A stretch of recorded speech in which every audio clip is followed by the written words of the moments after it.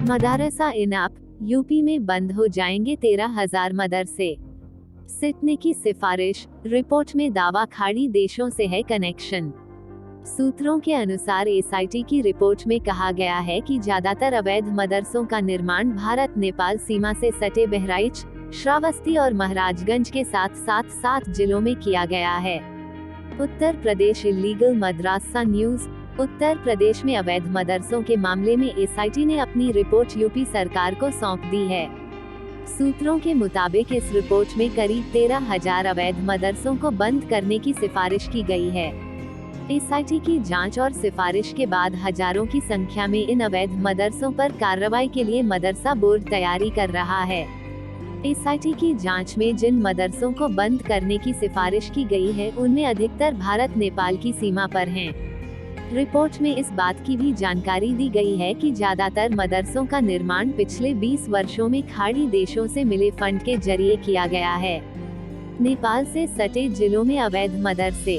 सूत्रों ने दावा किया कि एसआईटी की रिपोर्ट में बताया गया है कि ज्यादातर अवैध मदरसों का निर्माण भारत नेपाल सीमा से सटे बहराइच, श्रावस्ती और महाराजगंज के साथ साथ 7 जिलों में किया गया है।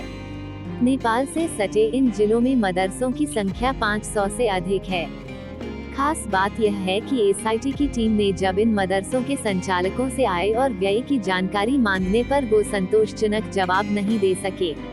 ऐसे में आशंका जताई गई कि टेरर फंडिंग के लिए इस्तेमाल की जाने वाली रकम को हवाला के जरिए खाड़ी देशों से भेजा गया था।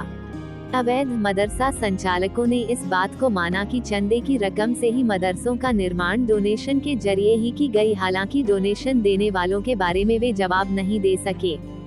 BJP candidate list. बीजेपी जल्द जारी कर सकती है प्रत्याशियों की दूसरी लिस्ट। कोर कमेटी की बैठक में नाम फाइनल।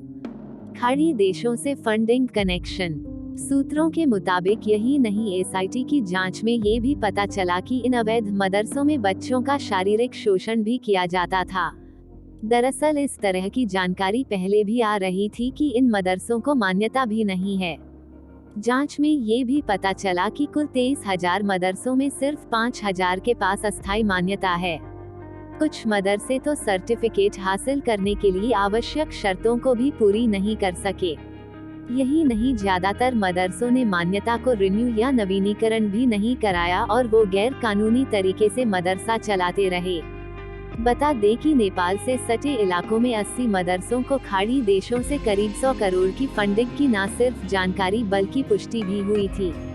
इस तरह की जानकारी सामने आने के बाद यूपी में सभी मदरसों की जांच एसआईटी को सौंपे जाने का आदेश दिया था।